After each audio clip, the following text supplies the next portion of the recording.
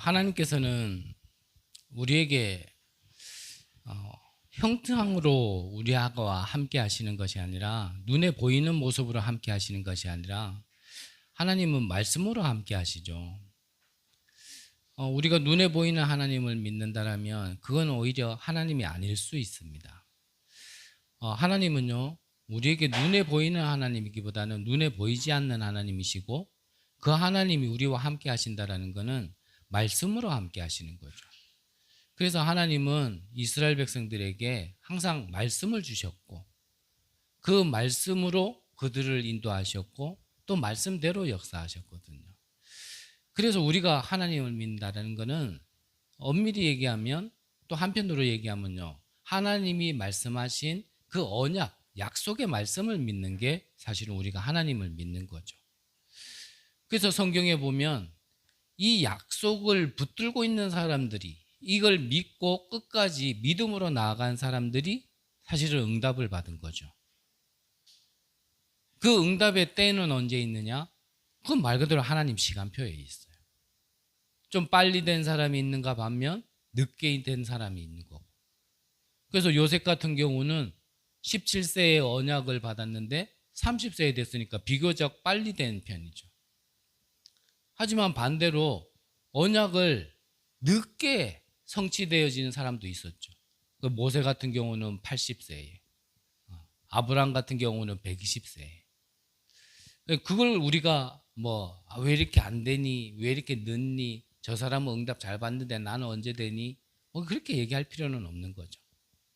분명한 것은 언약을 가졌다라면, 그 언약을 붙들고 있다라면 그 언약은 반드시 붙든 자에게 성취되어진다라는 겁니다.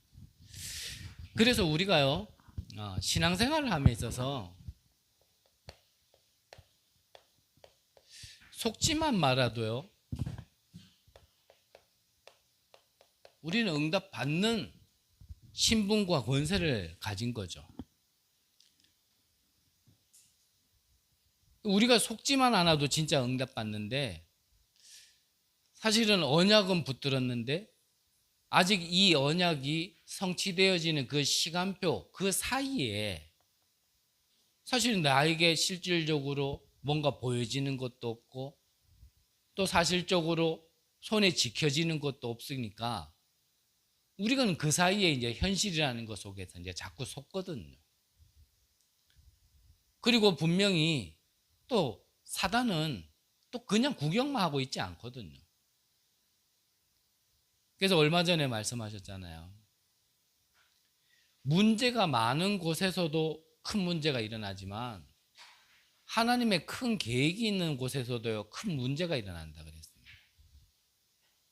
그 말은 뭐냐면, 문제가 터질 수밖에 없는 상태를 내가 가지고 있다라면 그거는 당연히 문제가 드러나는 거겠죠. 하지만 하나님의 큰 계획이 있는 곳에도요, 사단이 계속 방해하기 때문에 문제가 크게 터질 수밖에 없는 겁니다.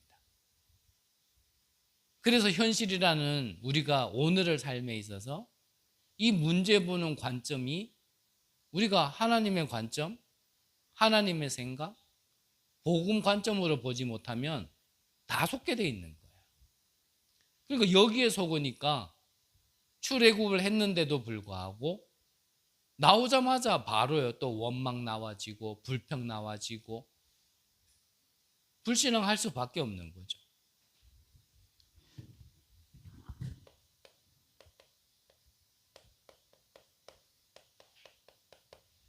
(400년) 동안 애굽의 노예로 살고 있었던 이스라엘 백성들에게 하나님께서는요, 유월절 어린 양의 피, 이 언약을 주시고, 이 언약대로 그 피를 문설주에 바르는 모든 집에는 흑암을 이기고 애굽을 이기고 출애굽한 기적을 하나님께서는 베푸셨거든요. 이제 애굽에서 나왔으면 이제 이스라엘 백성들의 생각 속에는 이제 모든 문제 끝났다라고 생각을 했겠죠. 그들의 오늘의 현실 속에는 이 노예된 것보다 더 큰 문제는 없으니까. 말이 노예지 1세대야 붙들려 가가지고 살다 보니 노예됐지만, 그 2세대부터는 태어나면서부터 노예거든요. 그 시간이 10년, 20년도 아니라 장차요 400년 동안이었어요. 400년 동안 거의 한 10세대라고 봐야겠죠. 10세대면 사실은요 생각, 마음, 사상 모든 것들이요 완전히 노예라는 거에 쪄들어 있는 상태거든요. 그런 상태 속에서 살던 이스라엘 백성들이 지금 이제 출애굽을 했을 때는 사실은 자기들의 가장 갈급한 부분이 해결되어졌기 때문에 이제는 어려움이 없을 거다. 이제는 문제 없을 거다. 더 이상 고난은 없을 거다. 분명히 이렇게 생각했을 겁니다. 그런데 막상 나오고 보니까요. 너무나 할렐루야 기뻐 딱 나오고 보니까 이들의 가는 길을 막고 있는 것은 홍해였습니다. 바다였어요. 앞에는 홍해가 막고 있고 뒤에는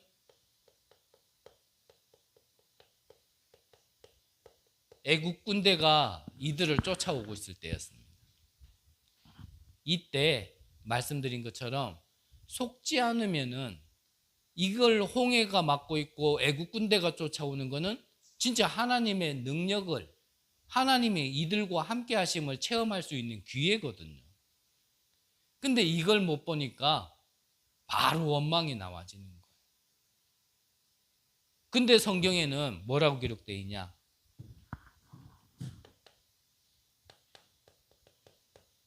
출애굽기 14장 19절에 보니까요. 이스라엘 지인 앞에 가던 하나님의 사자가 그들의 뒤로 옮겨가매 구름 기둥도 앞에서 뒤로 옮겨 그랬거든요. 우리가 영안을 들고 나면 문제 속에 하나님이 움직이시고 보좌가 우리에게 임한다라는 사실을 볼 수 있는데 현실만 보니까 속는 거예요. 그리고 우리는 현실보다 하나님의 것을 자꾸 봐야 되거든요. 우리가 영안을 열지 못하면요 현실이 어렵다니까요. 이르는 가운데 21절에서 22절에 보면요 모세가 바다 위로 손을 내밀매 여호와께서 큰 동풍이 밤새도록 바닷물을 물러가게 하시니 물이 갈라져 바다가 마른 땅이 된지라. 이스라엘 자손이 바다 가운데를 육지로 걸어가고 물은 그들의 좌우에 벽이 되니 그랬어요. 무슨 말이냐면 하나님께서 바다 가운데요 길을 내셨단 말이에요. 길을.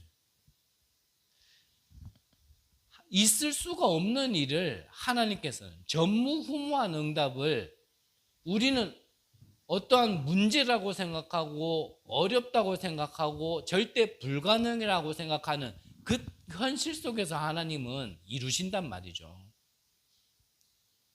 그래서 다시 한번 말씀드리지만 복음이 없는 자에게 구원을 받지 못하고 생명이 없는 자에게 이 절대 불가능의 문제가 왔다라면 그거는요 재앙이에요. 손 쓸 수가 없는 겁니다. 어느 날 나도 모르게 원치 않는 이 어둠의 악의 영이 찾아와서 그 가문과 개인의 저주재앙을 내리는 데는요 사람이 어떻게 할 수가 없는 겁니다. 무슨 정신으로 그랬는가 몰라도요 뭐 그 나라의 배경이나 그 정치인의 배경을 본다라면 또 그런 상황이 일어날 수도 당연한 거라고 생각할 수도 있겠지만 도대체 무슨 생각인지 그 한 사람을 죽인다고 그 나라에 무슨 판세가 바뀝니까? 이 땅에는요 그 뭔가가 온 거거든요. 진짜 요즘 뉴스를 보면요 더 이상 뭐 맨날 상황만 다르고 사람만 다르지 하는 짓은 다 똑같은 짓이에요. 정말 이해할 수 없고 사람의 머리로는 헤아릴 수 없는 이게요 보이지 않는 어둠의 영이거든요. 어둠의 영에 잡히니까 어쩔 수 없는 겁니다. 어둠의 영이 그 가문의 개인의 지역에 역사해버리면요, 이게 그 사람이 어떻게 막을 수가 없는 거예요. 한 가문에 귀신이 들어왔는데 그 가문이요 완전 쑥도밭이 되는 걸 그걸 어떻게 막겠냔 말이에요.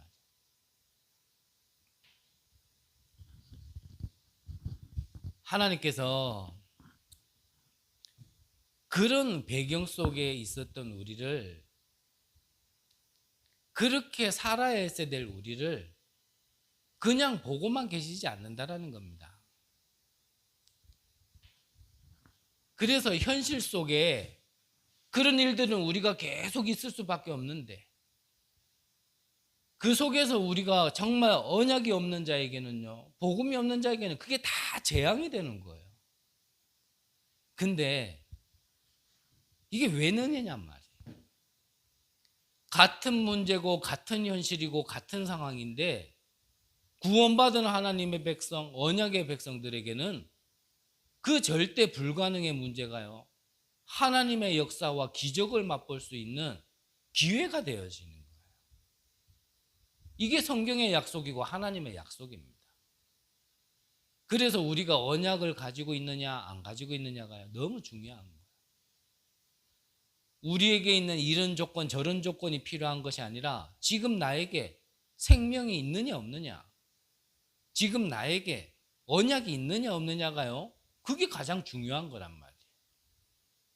그래서 하나님은 하나님을 떠난 아담과 하와에게 일단은 네가 왜 그랬니 저랬니 하지 말라 그랬잖니 이런 말이 필요한 게 아니라 일단은요 생명부터 줘야 되는 거예요. 구원의 길부터 열어줘야 되는 거예요. 그래서 하나님을 떠난 아담과 하와에게요 창세기 3장 15절에 구원의 길부터 열어주신 거예요.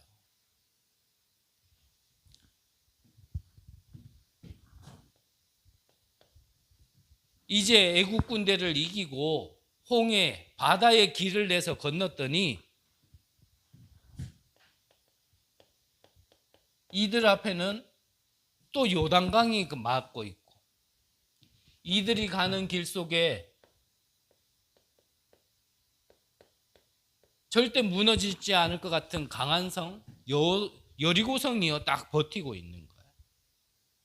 하지만 모세가 받았던 언약을 이어받은 여호수아와 갈렙이 가는 그 길에는 홍해가 갈라졌던 것처럼 요단강도 갈라졌어요. 이들이 언약궤를 따라 여리고성을 믿음으로 기도하는 가운데 도는 가운데 여리고성도요 싸우지 않고요 무너져 버렸다니. 반대로 얘기하면 이 언약을 붙들지 못했던 사람들은 문제만 터지면 원망했어요. 홍해 앞에서 원망하고, 먹을 거 없으면 배고프다고 또 불평하고, 목마르면 목마르다고 뭐라 하고, 낮에는 더워 죽겠다 그러고 밤에는 추워 죽겠다 그러고. 그래서 또 증표를 보여주신 거 아닙니까? 그렇게 이스라엘들이 불신앙할 때 불뱀에게요 이스라엘 백성들이 다 물린 거예요. 다 죽게 되었을 때 하나님은 노뱀을 만들어서 높이 들었거든요. 그게 뭐냐면 십자가에 달리실 그리스도를 상징하는 겁니다.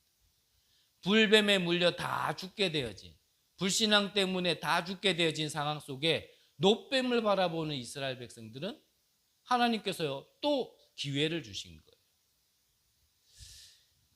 우리가 구원받았으면 이제 문제 없겠지, 내가 이제는 하나님의 백성으로 예배드리면 문제 없겠지 라고 생각한다면 잘못 생각하는 겁니다.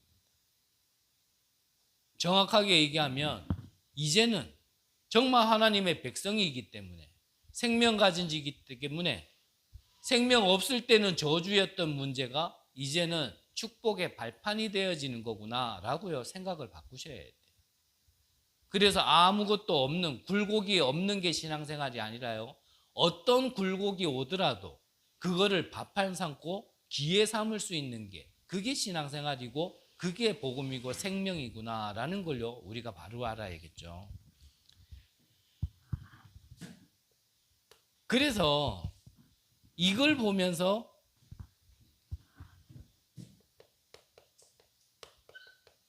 신학자였던 칼빈이 성경을 보면서 이렇게 정리한 겁니다.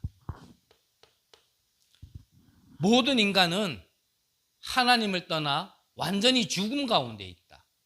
이걸 보고 뭐라고 얘기하냐면요, 전적 부패라고 얘기해요. 타락이라고도 얘기를 하죠. 인간은 완전히 죽었다 이 말이에요.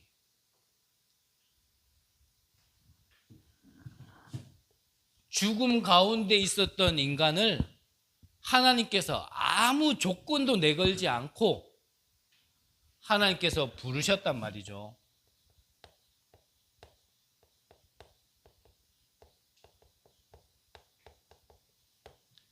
이스라엘 백성들이 뭐를 했기 때문에 출애굽을 한 게 아닙니다. 하나님께서 조건 없이 그들에게 출애굽을 시켜주신 거예요. 만약에 구원받기 위해서 우리에게 10억을 가져와라. 10억을 가진 사람에게는 너무 작은 돈일지 모르겠지만 저에게는요 불가능한 돈이거든요. 구원을 받기 위해 어떤 조건을 내걸었다라면 우리 인간은요 구원받을 수 있는 사람이 아무도 없어요. 그래서 하나님이 우리에게 주신 말씀은 율법이죠. 이 말씀은 율법이에요.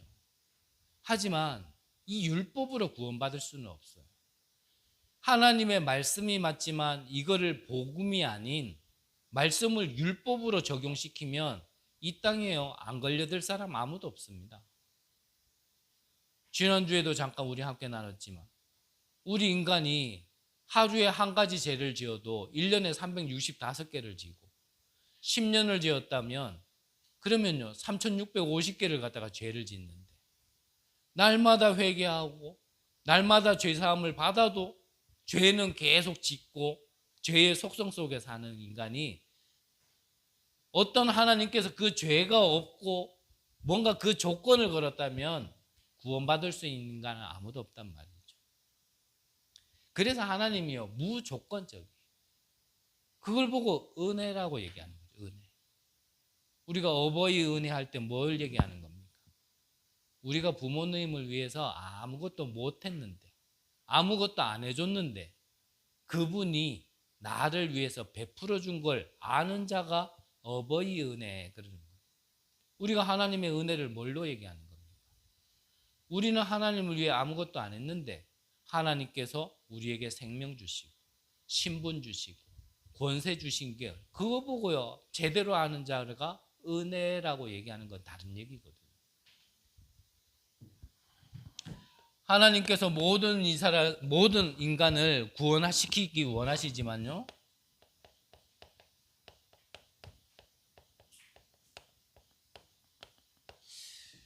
이 복음을 듣는 자와 안 듣는 자 2부 때 조금 나누겠지만요 이거를 좀 오해하는 사람들이 많아요. 하나님은 사랑이라 그러고 모든 사람을 동일하게 구원시켜줘야 되지 왜 누구는 구원시켜주고 누구는 안 시켜주냐. 물론 그렇게 얘기할 수 있습니다. 하지만 물론 복음을 못 받아서 어쩔 수 없이 좀 지옥 배경 속에 있어야 될 사람들에게는 참 죄송하고 미안한 얘기지만 당연히 그래 갈아야 될 우리가 하나님께서 구원시켜 줄 수 있는 사람으로 선택하시고 불러주셨다라는 것에 대한 우리는 좀 감사한 마음을 한켠에는 가지고 있어야 되는 거거든요. 그걸 보고 제한된 속죄라고 얘기합니다. 지구촌에 70억 인구가 있지만 70억이 다 구원받으면 좋겠죠. 그런데 이 복음을 예수님께서도 비유로 드시고 알아들어야 될 자와 못 알아들어야 할 자가 있다라고 말씀하셨거든요. 그래서 아이고 우리는 천국 가는구나 뭐 이렇게 또 생각할 필요는 없겠지만 하나님의 방법이고 주권이기 때문에 우리가 어떻게 따지고 들어갈 수는 없죠. 하지만 당연히 지옥 가야 될 내가 하나님께서 그 많은 훌륭한 사람 중에 나를 하나님의 백성으로, 천국 백성으로 불러주셨다라는 걸 얘기하는 게 제한된 속죄입니다. 이렇게 부름받은 자에게 하나님께서 은혜 주시는 것을 막을 수 없다.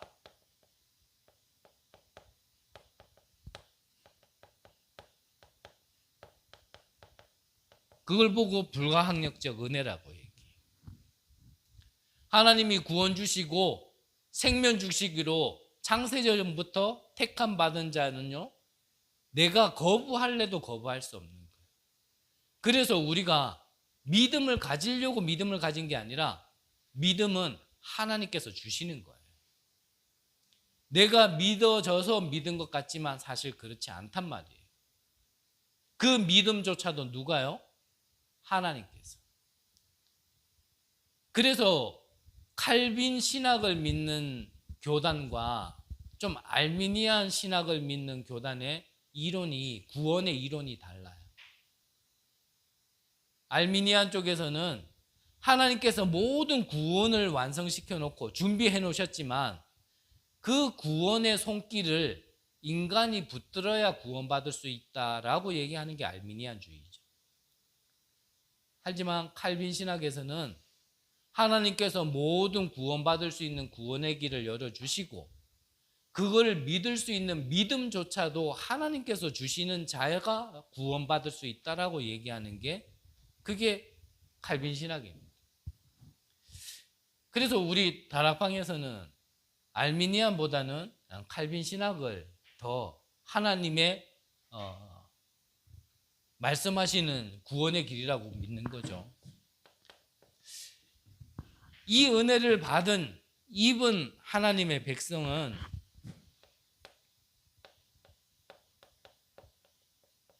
이 땅에서도 마찬가지지만 저 천국에 갈 때까지 누가요? 하나님이 인도하신다. 그거를 성도의 견인이라고 해요. 칼빈이 성경을 보면서요, 이 5가지로 정리를 했어요.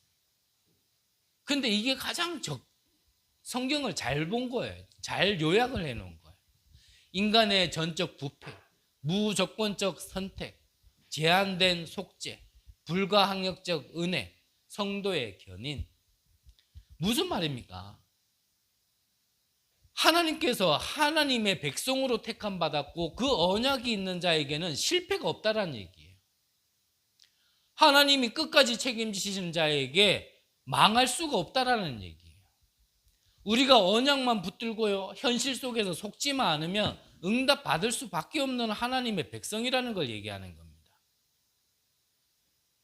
그래서 현실 속에 하나님의 것을 자꾸 볼 수 있도록 우리가요, 기도가 필요한 거예요. 아람 군대가 엘리사 한 사람을 죽이려고요, 도단성을 빼곡히 둘러쌌어요. 근데 그걸 보고 영안이 떠지지 않았던 사환은 아침에 눈 뜨자마자 아람 군대를 보면서요, 우리가 이제 다 죽었다라고 얘기했어요. 우리는 살 수 없다라고 얘기했어요.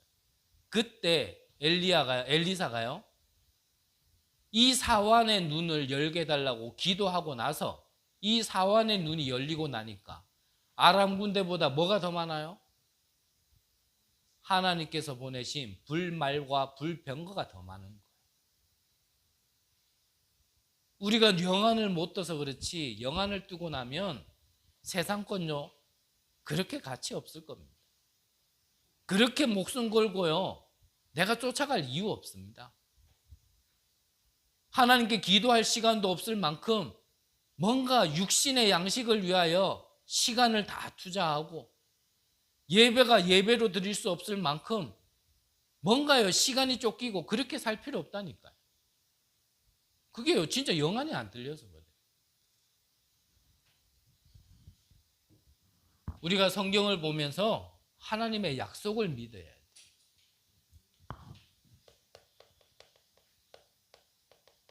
그래서 오늘 성경 본문에 보니까 계속 얘기하는 게 뭡니까?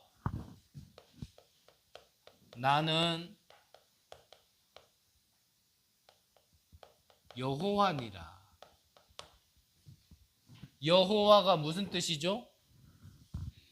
나는 스스로 있는 자다, 이런 뜻이에요. 세상의 모든 존재는요, 창조물이 아니에요. 창조주가 아니에요. 피조물이지. 천사조차도요, 하나님의 창조물입니다.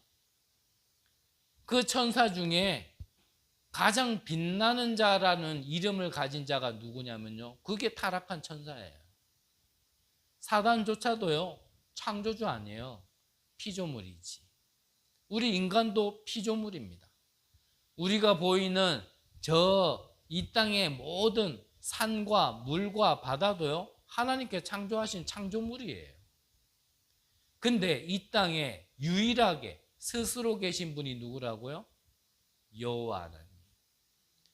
우리가 믿는 하나님은 사람이 쪼물딱쪼물딱 해가지고 돌로 나무로 만들어 놓고 비는 그런 우상 속에 있는, 귀신 속에, 거기에 갇혀 있는 그런 존재가 아니에요.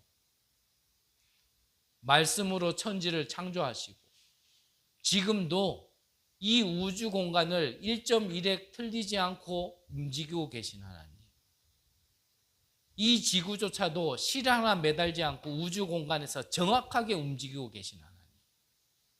더 중요한 건 우리의 일거수일투족, 우리의 모든 환경을 정확하게 아시는 분이 바로 스스로 계신 여호와 하나님이란 말이에요.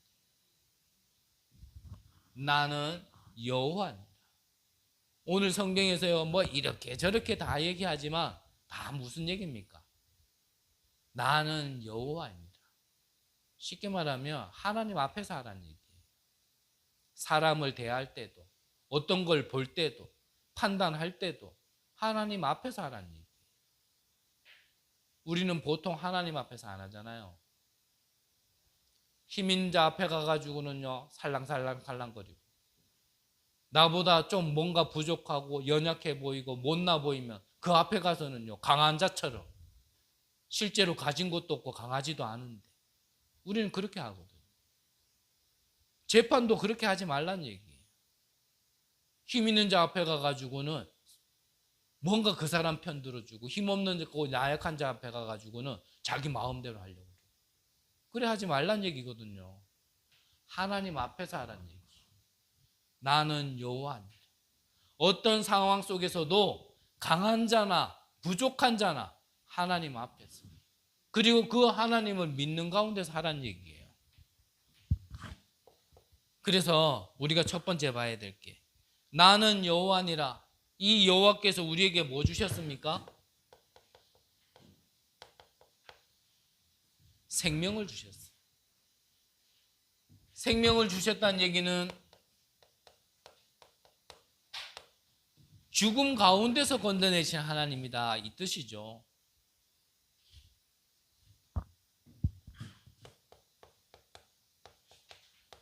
창세기 1장 2절에 보니까요, 이 땅이 만들어지기 이전에 이미 흑암, 혼돈, 공허가 있다 그랬습니다. 혼돈 뭡니까? 공허가 뭐예요? 흑암이 뭡니까? 뭔가 정리해지지 않고요, 복잡한 거예요. 이 세상을 살아가는 사람들 보면요, 뭔가 허전해. 술을 먹어봐도 허전하고, 약을 해봐도 허전하고, 사람을 만나봐도 허전하고, 돈을 가져봐도 채워지지 않는 거예요. 그게요, 공허예요, 공허. 이미 하나님을 떠난 사람은요, 그 영혼은요, 뭘로 채워도 채워지지 않는 거예요. 뭐 해볼 사람은 다 해봤잖아요. 흑암이 뭡니까? 어떻게 해도요, 어두운 거예요. 뭔가요, 이 흑암이 가득 찬 개인과 가문에 가보면요, 가정에 가면요, 뭔가 어두워요. 이게 조명이 어둡다가 아니에요. 사람이 어둡다. 그러니까요, 이 흑암에 잡힌 사람은 뭔가요, 얼굴도 어두워요. 피부톤이 어둡다가 아니에요. 그래서 하나님이 여기에 무엇을 주셨어요? 빛이 있으라. 이 빛이 창조의 빛이고 생명의 빛인 겁니다. 우리 안에 어둠이 물러가려면 어둠아 나가라 나가라 그래서 안 나가집니다. 뭐가 임하면 됩니까? 빛이 임하면 돼요. 빛이 임하면 정리되게 돼 있어요. 어떤 한 분이요, 자기 자녀 때문에 늘 근심 걱정이 많아. 이 근심 걱정이 너무너무 오랜 시간 동안 하다 보니까요, 이분을 처음 뵀는데 얼굴이 진짜 까맣더라는 거예요. 근데 이분이 이 문제가 어디서부터 시작된 건지, 왜 우리에게 왔는지, 그렇다면 이 문제는 어떻게 해결받는지를 듣고 이분이요, 그리스도를 주인으로 영접 기도를 하고 눈을 떴는데 그 어둡던 얼굴이요, 그 사이에 분칠한 것도 아닐 텐데 그 어둠이 물러가고 나니까 빛이 임하니까요, 얼굴 색이 달라진 거예요. 우리 인간의 문제를 다른 데서 자꾸 해결하려고 그러면 안 돼요. 우리 인간의 문제가 진짜 뭐냐? 흑암과 혼돈과 공허라니까. 계시록 12장에 보면 이 존재가 바로요, 하늘에서 떨어진, 바로 그게 사단의 존재예요.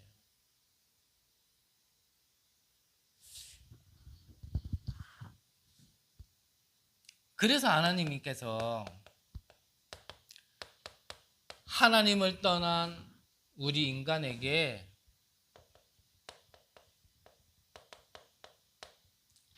여자의 후손이라는 언약을 주신 겁니다.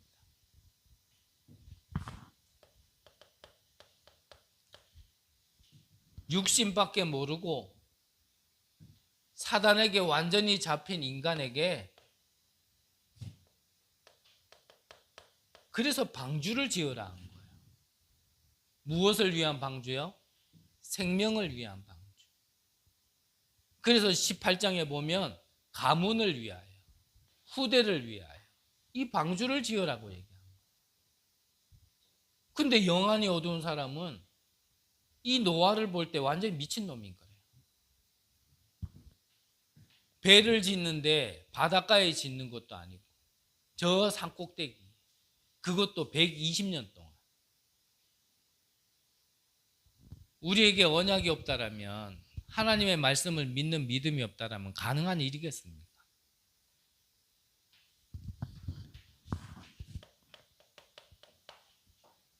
자기들의 성공을 향해 달려가는, 성공은 하겠지만 결국 멸망할 수밖에 없는 그 길로 달려가는 인생에게 하나님께서는 너는 본토 친척 아비집을 떠나 내가 내게 지시한 땅으로 가라. 이게 사는 길이에요. 집 나와란 말이 아니라 이 비단으로 들어가야 된단 말이에요. 하나님께서는 생명 안으로 빛으로 들어가게 하기 위해서 가라는 거예요. 갈대아 우르, 완전히 우상으로 찌들어져 있는 동네. 거기에서는 살 수 없기 때문에, 그 어둠 가운데 있기 때문에요, 생명으로 나오라는 거거든요. 이 언약의 흐름이 지금 노예되고 있는 이스라엘 백성들에게 전달된 겁니다. 그래서 하나님께서 약속을 주신 겁니다. 유월절 어린 양의 피. 이 언약을 믿고 문설주에 바르는 모든 이스라엘 집에는요, 죽음의 재앙이 넘어갔다니까요. 이게 믿어지셔야 돼요. 믿음도 하나님이 주시는 거지만 이게 안 믿어지고 이 언약이 내게 없다라면 우리에게 와져 있는 재앙을 이길 수가 없다니까요.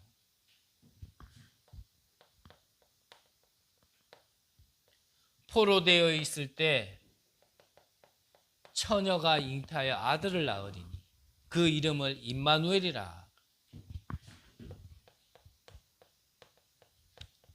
이제 완전히 속국되어 있는 시간표 속에 그 약속하신 오실 메시아가 오셨다. 그분이 누구라고요? 그리스도. 이 언약 붙들고 속국 가운데 있었지만 승리했다니까요. 그래서 이 언약을 주시고 승리하게 하신 그분이 누구라고요?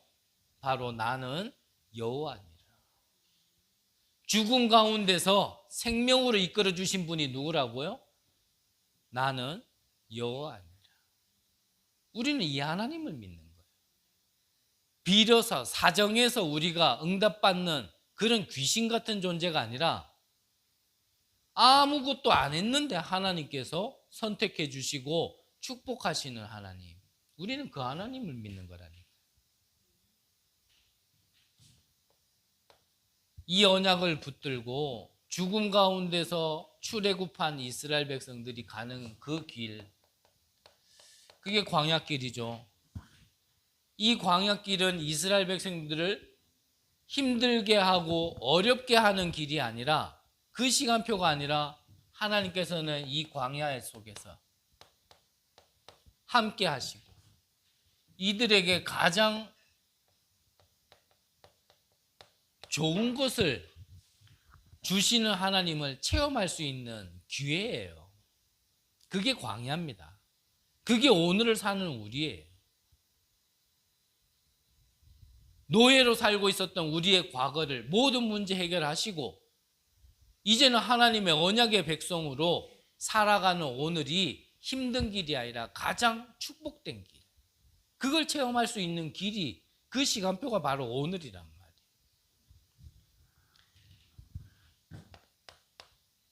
그래서 잊지 말라고 하나님이 언약을 주신 거를 이 궤 안에 담아 주셨단 말이에요.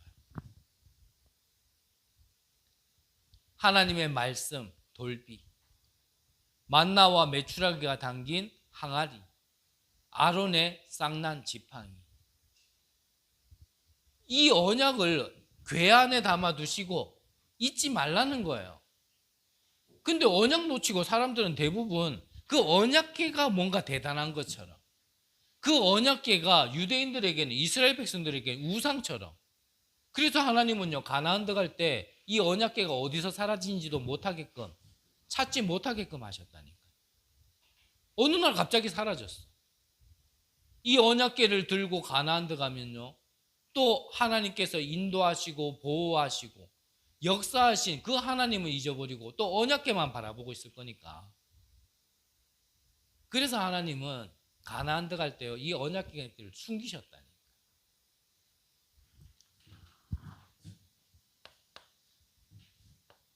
이 언약궤를 어디다 두셨습니까? 성막 안에. 성막이라는 거는, 성막 안에 있는 모든 물건들은 그리스도를 상징하는 거예요. 물, 기름, 불, 이게 다 뭐냐면, 떡, 이게 다 뭐냐면요 그리스도를 상징하는 거예요. 그래서 또 이걸 모르는 사람은요 뭔가 이 성막을 다시 만들려고 그래요. 그래서 어떤 교회 뒤에 가면 그걸 만들어 놨다네요. 이 성막을 만들어 놓고 뭐 성소가 뭔지, 지성소가 뭔지, 언약궤는 어디 있었는지, 그거 아무 의미 없거든요. 그거를 왜 만들었어야 되는지, 그 안에 둔 의미가 무엇인지, 물건 하나하나가요 다 우리에게 생명 주시고 구원 주신 이 성막 안에 있는 그 참 의미를 알아야 되는데 자꾸 모양만 봐요. 광야길 동안 잊지 말라고 했던 세절기, 유월절, 오순절, 수장절, 잊지 말라는 겁니다. 이거를 체험할 수 있는 길이 바로 광야라는 거예요.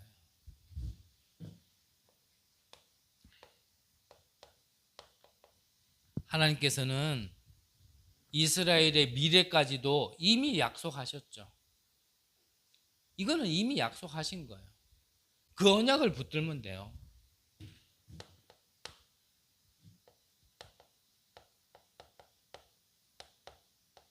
모든 것은 하나님의 주권 속에 있습니다.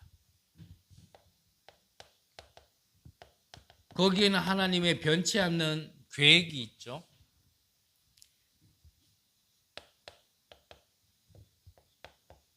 그 안에서 우리는 언약을 붙드는 것이고, 언약을 붙든 자는 반드시 여정을 가게 돼 있고요. 그 길에는 끝이 있습니다. 변하지 않는 절대 목표가 있어요. 자, 하나님의 절대 주권이 무엇을 얘기하는 겁니까? 하나님은 하나로 움직이거든요. 그게 바로 생명이에요. 그걸 보고 구원이라 얘기하는 거죠. 하나님이 이렇게 저렇게 다 움직이시는 것 같지만 하나를 가지고 움직이시는 거예요. 그럼 우리가 하나님의 계획을 찾는 것도 쉽습니다.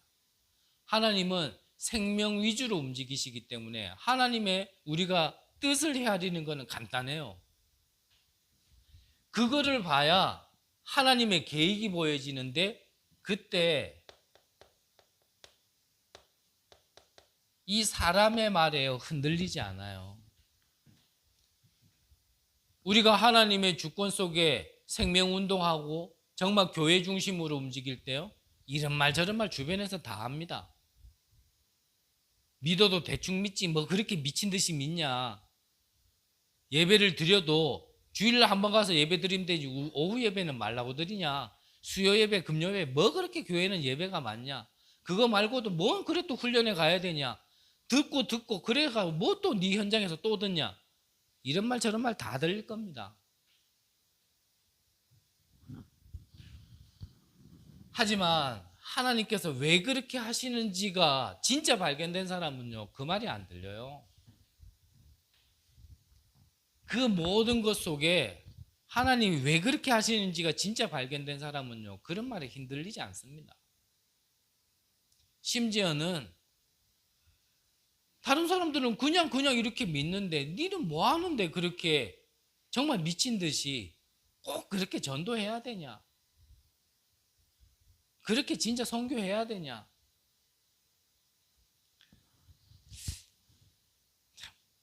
어제 유 목사님이 산업선교 하시면서 뭐 이게 성령인든지 뭔지는 모르겠습니다. 지금 제가 1시간 했다 그러면서요, 주접이라고 얘기하셨거든요. 저도 길게 얘기하는 게 이게 주접인데 짧게 얘기하려니까 저는 좀 힘든 게 있어가지고 짧게 얘기해도 여러분들이 들리는 은혜가 있으시길 바랍니다. 하나님께서 우리를 왜 부르셨고 무엇을 중심으로 움직이는지를 아는 자는요, 다른 말 안 들려요. 내가 받은 생명이 어떤 생명이며 이 생명이 어떤 가치가 있는지를 아는 자는요, 다른 말이 들리지 않아요. 2부 때 좀 더 얘기하겠지만, 여러분들에게 우리에게 하나님이 왜 부르셨으며 무엇 때문에 하나님은 움직이고 계시는지를 아는 자는요, 다른 얘기 들리지 않아요. 그게 보여져야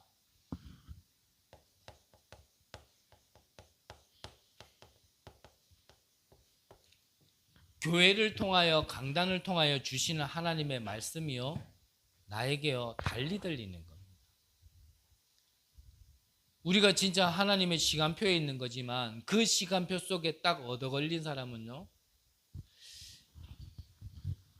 참 교회의 중요성과 강단의 중요성이 있어요. 이걸 아는 분은 와서 고백했잖아요.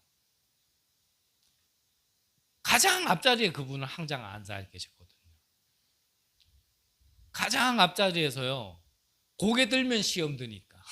근데 강단의 말씀에서는 자기에게 언약의 말씀이 늘 설포되어지는 건 맞으니까 고개는 들지 않지만요, 그 강단의 말씀을 자기의 생명처럼 받기 위해서 가장 앞자리에 그분은 앉으셨어요. 그래서 고개는 안 들었지만 하나님의 말씀은 강단을 통하여.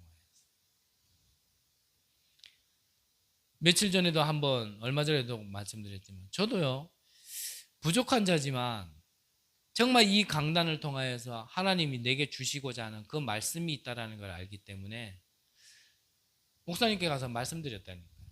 목사님, 제가 은혜 받고 싶습니다. 이 강단을 통해 은혜 받고 싶습니다. 그래서 교육자긴 하지만 주일날 다른 분들이 정말 예배가 예배될 수 있도록 좀 이렇게 돕고 섬겨야 되지만 정말 예배를 예배로 드리고 싶습니다. 그래서 좀 목사님께서 양해해 주신다면 제가 좀 제일 앞자리에 앉고 싶습니다. 이 한마디 했다가요, 온 교육자들이 전부 다 앞에 앉게 됐다니까.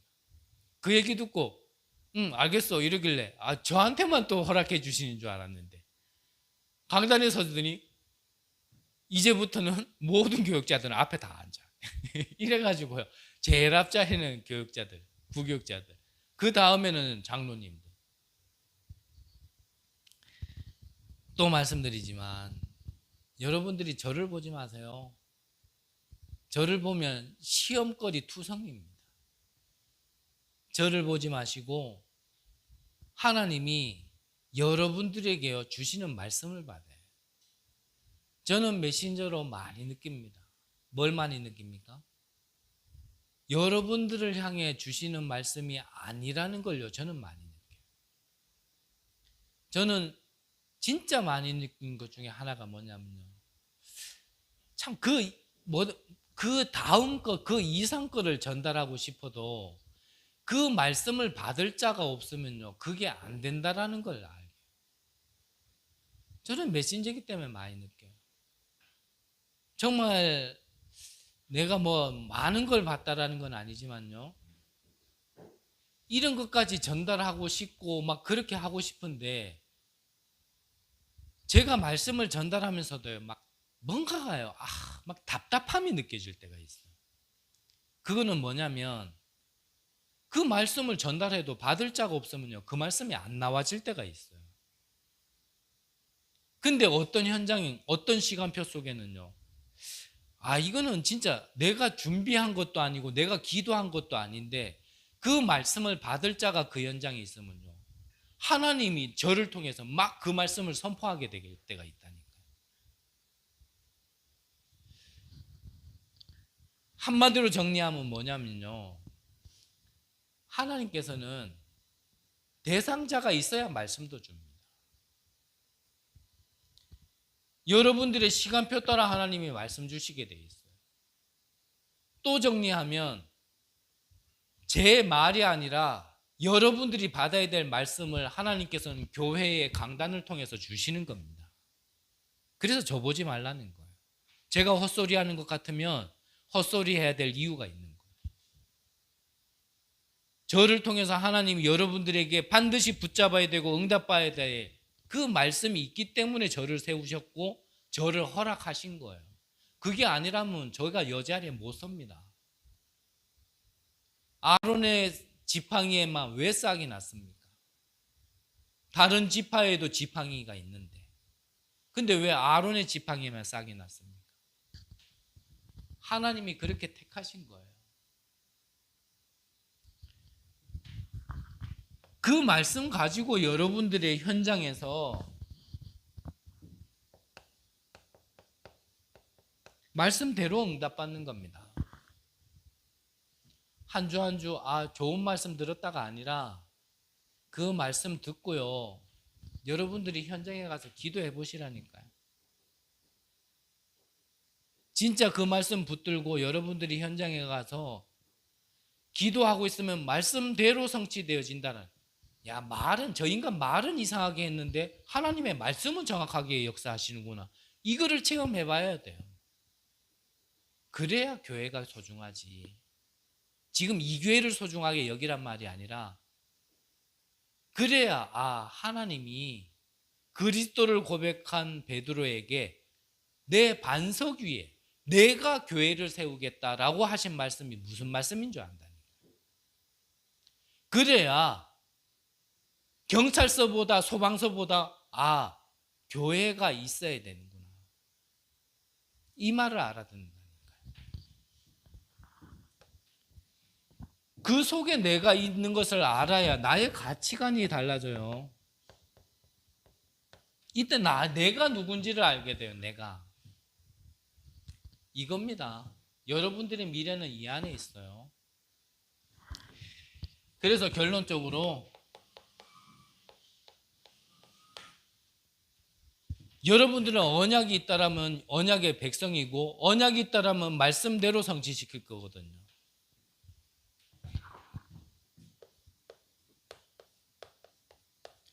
CVDIP 가지고요.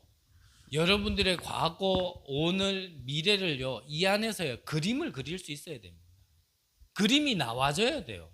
그린다기보다는. 나의 과거를요. 그래서요. 말씀으로 잘 편집해 보세요. 나의 오늘을 정말 기도 속에서 정말 하나님의 계획을 찾아보세요. 나의 미래에 하나님께서 나를 통하여 어떻게 증인으로 세우실 건가를 이 CVDIP에서 여러분들의 개인의 그림이 있어야 돼요. 무슨 그림요? 성공의 그림 말고 세계복음화의 그림. 나를 통해서 이루실 그 하나님의 그림이 있어야 돼요. 그게 있는 자가요. 사실은 24 되는 거예요. 24 되지 않는다라면 아직까지 나의 언약이 없는 거예요. 그거 없이 예배 드리려니까 예배가요. 짜증나는 거예요. 형식상 와질 수밖에 없고 안 올려니 이상하고 와본들 별일 없고 돌아가면은 더 허전하고 이게 계속 반복되어지니까 어느 날 현장에 가보면 이런 사람들 많거든요. 나도 교회 다녀봤다. 그 눈빛이 무슨 눈빛이냐면 그래 니는 지금은 다닌 지 얼마 안 됐으니까 은혜 받는 것 같지. 좀 더 다녀봐. 별거 없어. 똑같아. 그러니까 그냥 적당히 다녀. 딱 이런 눈빛으로 얘기한다. 나도 교회 다녀봤어. 이 말이 그 말이에요. 그 사람은 한 번도 이 언약의 백성이란 말을 못 알아들었던 사람. 한 번도 체험하지 못해본 사람이에요. 문제 만나면 방법 찾고 문제 만나면 인본주의 쓰고 문제 만나면 나보다 더 훌륭하고 성공한 사람들 찾아갔지 한 번도 반드시 성취될 언약의 말씀을요 붙들고 기대해보지 않은 사람이에요. 그 언약이 내 현장에서 어떻게 성취되어지는지 한 번도 맛보지 못한 사람이에요. 그런 사람의 말을 언약으로 붙들면서 하나님의 말씀은 우리가 안 믿어요. 여러분들의 세계복음화가 말씀 속에서 그려져야 돼. 나의 과거, 오늘, 미래가요 싹 정리가 되져야 돼요. 그때까지는요 다른 건요 이것보다 더 바쁜 거 있으면 안 된다니까요.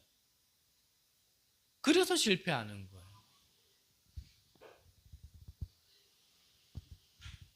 우리는 오직보다 그리스도 하나님의 나라 성령보다요 바쁜 게 너무 많아. 그것보다 가치 있는 게 너무 많아요. 그것보다 소중한 게 너무 많아요. 그래서 실패했고 그래서 안 되는데 우리는 또 같은 반복의 인생을 자꾸 살아요.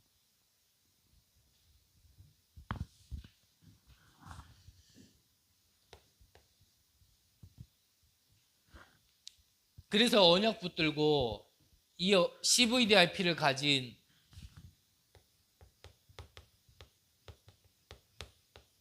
여호수아와 갈렙만이 가나안 땅에 들어간 겁니다. 후대들을 데리고. 나머지 10만 명이 넘는 모든 이스라엘 백성들은요. 광야에서 최고의 축복을 받은 게 아니라 광야 40년 동안 다 그 모래사장에 묻힌 거예요.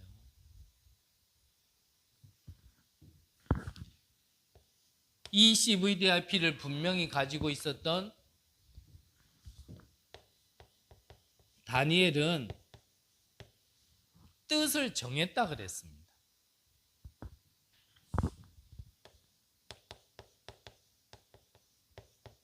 이것을 가졌던 새 청년은 우리가 불 가운데 들어간다 하실지라도 하나님이 우리를 구원해 주시겠지만 그리 아니하실지라도까지요 나와졌어요. 우리는 하나님 응답 안 주시면 삐져버리잖아요. 뭔 놈의 하나님이 내가 이렇게 힘든데 살아 계신지 뭐 하신지 주무시고 계시는지 살아있는지 이제 존재는 하는지 이것을 봤던 에스더는 내가 죽으면 죽으리라 그랬거든. 근데 이들이 정말 죽었냐? 다니엘은요, 사자굴 속에서 살아남았어요. 새 청년은 불 가운데서요 살아남았어요. 에스더가 죽었냐? 오히려요 더 큰 축복받게 되어졌어요. 이거를 가졌던 바울은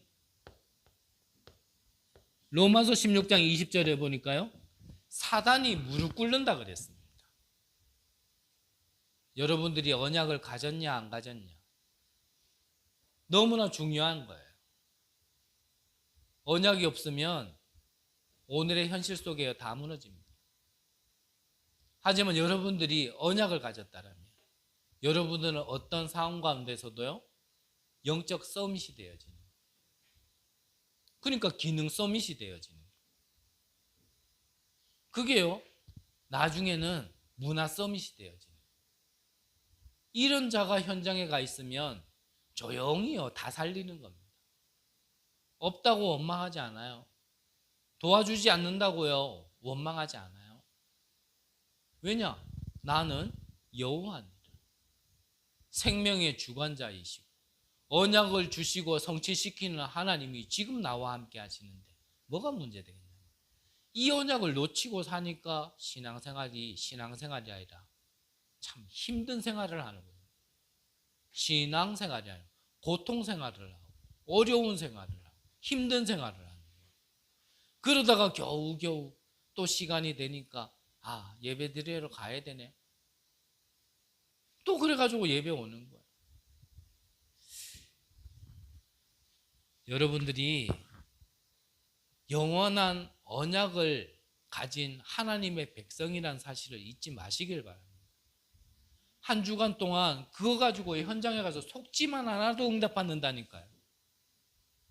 그것 가지고 조금만 하루에 5분만 기도했는데 하나님께서 나에게 어떻게 역사하시는지를 맛보고 체험할 수 있다니까요. 조금만 체험하시면 돼요. 한 번만 맛보시면 돼요. 그러면요 우리의 각인 바뀌기 시작합니다. 그래서 영적으로 깨끗하고 영적으로 선한 이게 우리에게 자꾸 다가와야 그래 내 영이 사는 거예요. 이게 시간이 지나면 지날수록 뭔가요? 나를 멸망시키고 나를 실패시키는 게 뿌리 내리는 게 아니라 이게요 나에게 뿌리 내리기 시작하면 어느 날 체질이 돼 있다니까요. 문제 만나면 불신앙부터 하고 원망부터 하던 그런 체질이 아니라 하나님이 이번에는 어떤 축복 주시려고 하지? 하나님이 나에게 이번에는 어떤 시간표를 허락하시려고 하는 거지? 이게 내 안에 있어야 다른 사람도 그렇게 보일 거 아닙니까? 이게 내 안에 없으니까 문제만 터지면 또 이상하게 얘기하잖아요. 저게 되겠나? 저게 또 운명에서 아직도 못 빠져나왔네. 이렇게 보니까 안 되는 거 아닙니까? 그거는 남이 안 되는 게 아니라 내가 안 되고 있는 거 아니에요? 혹시 그거? 내가 답이 없으니까 다른 사람도 그렇게 보이는 거 아니에요? 내가 안 된다고 보니까 다른 사람도 안 된다고 보이는 거 아니냔 말이에요. 내가 진짜 하나님의 언약으로 살은 자가 맞고 나의 과거, 오늘, 미래가 하나님이 책임져 주시는 자가 맞다라는 결론이 있다라면, 그러면 다른 사람도요 다른 조건 안 봅니다. 영적 문제 많다, 괜찮아요. 뭐 나는 영적 문제 없습니까? 문제 많아도 언약 있으면 하나님이 성공시키는 거예요. 여러분들이 먼저 결론 내리셔야 돼요. 여러분들이 먼저 체험하시고 여러분들이 먼저 맛을 봐야 여러분들의 현장에 갔을 때요 그 현장이 달리 보이고 사람이 달리 보인다니까.